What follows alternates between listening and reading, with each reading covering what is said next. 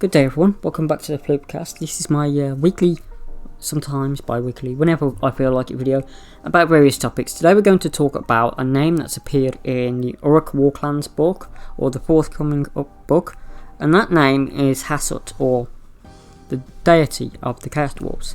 So let's talk about that. What are the Chaos Dwarves? Well, the Chaos Dwarves were the sort of like evil kin of the regular dwarves in Warhammer Fantasy Battle. They are a sort of fan favourite army that disappeared and then sort of reappeared in Forge World Catalogue with some redesigns. Now, some people like those redesigns, some people didn't. The original Chaos Dwarves had a sort of Assyrian, Babylonian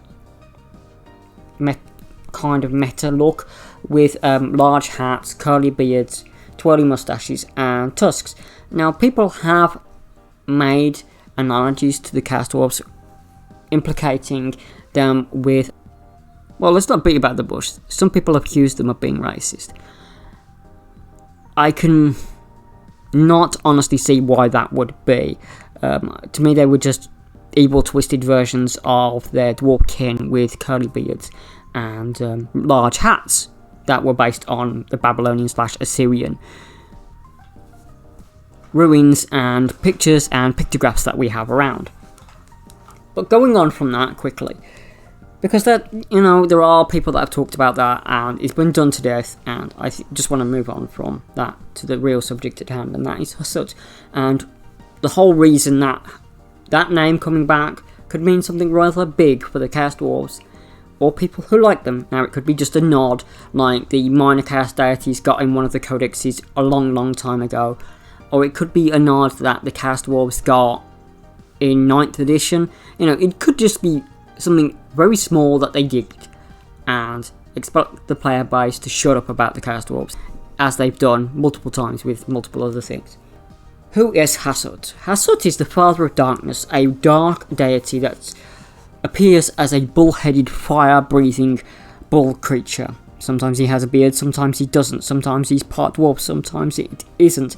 What is known is the Chaos Dwarves found a connection to this deity during a lost expedition when they were trying to found a new hold.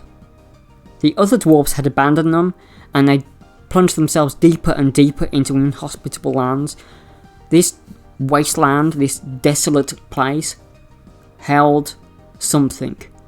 Now, in some lore, it's described as being a large circular icon that they found, or prison that they found, and they opened it and got blessed by Hashut. In other ones, it's just that they prayed for some dark being to save them because they were dying in the desert and the wastes, and it answered them, a dark deity that granted them magical power. I want to take a slight caveat from this point, because at some time Hashut was known as a demon or greater prince of Khorne, which hates magic. The Chaos Dwarves use a fire magic, which could be seen related to Khorne in some ways, because Khorne has that fire motif with certain things, such as the blood cannons and such. But with the Chaos Dwarves, it was a lot more pronounced. Now, whether Hashut is an ex-bloodthirster doesn't really matter in the long run. Personally, I don't think it is. Personally, I think it was just a creation of the Chaos Dwarves in the ether. Something dark that they asked for. It was created by them and it answered their calls, but it demanded a dark cost for them. And what is that cost?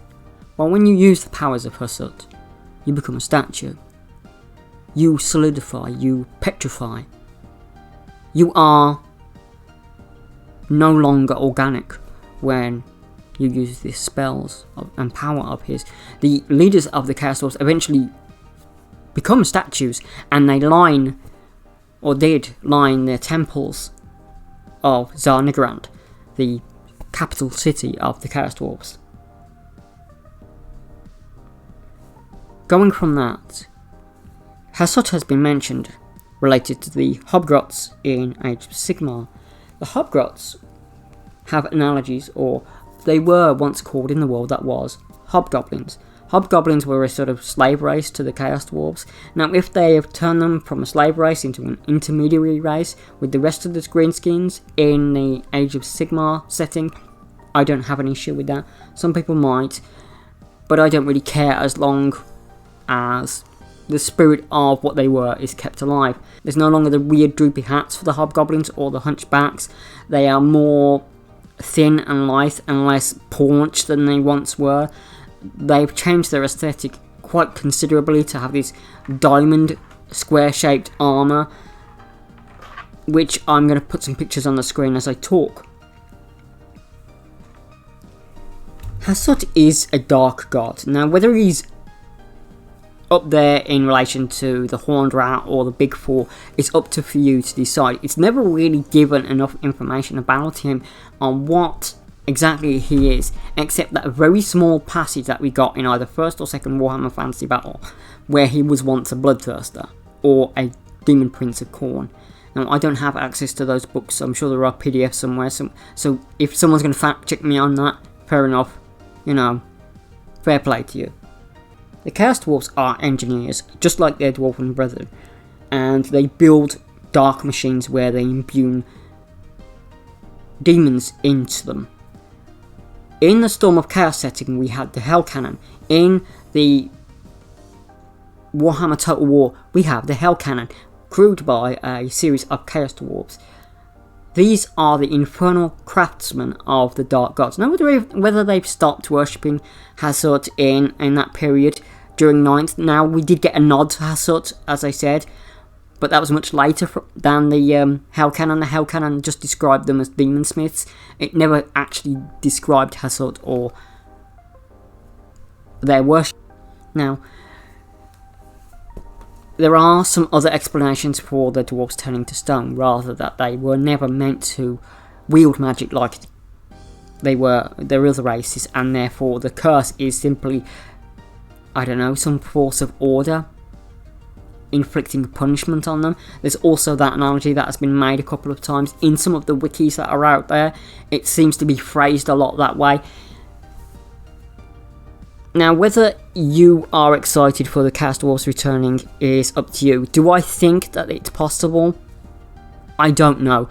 Age of Sigmar has become a setting where the designers are given a lot more free reign in Warhammer 40,000, and therefore we've got a lot of strange things and monsters and units and styles of play that we would have never got before in the Warhammer Fantasy Battle and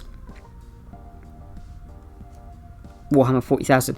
For all the good that there was in the settings, I think it was sometimes a little shoeboxed into what you got, and I think sometimes in Age of Sigmar they've basically let their creation run wild. Whether that's good or bad, that's up to you. There are some parts where I like, there are some parts that I don't, but that's a different argument for a different day. Again, you know, people are excited about this. From the rumours that we had, and I explained in another video where it said that the Chaos Dwarfs might return for a big campaign at the end of 3rd, the beginning of 4th, remains to be seen. And if that's true, no one can tell at the moment. The only people who know it for certain are in GW Studio, and they are not going to tell us right until the end of 3rd or the beginning of 4th edition, and that's 3 or 4 years away from now. So there we go. That's just my thoughts on Hashut, where he came from, what might happen. As I've said, nobody really knows, and it's nice that we got a nod, but that's all it could be, a nod. So there we go. That's the very first video of me doing it like this.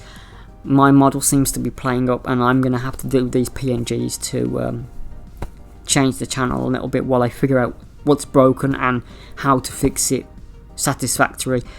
So I hope you will join me on the new looks of the channel and things going forward. Do take care of yourselves, and happy gaming. Bye.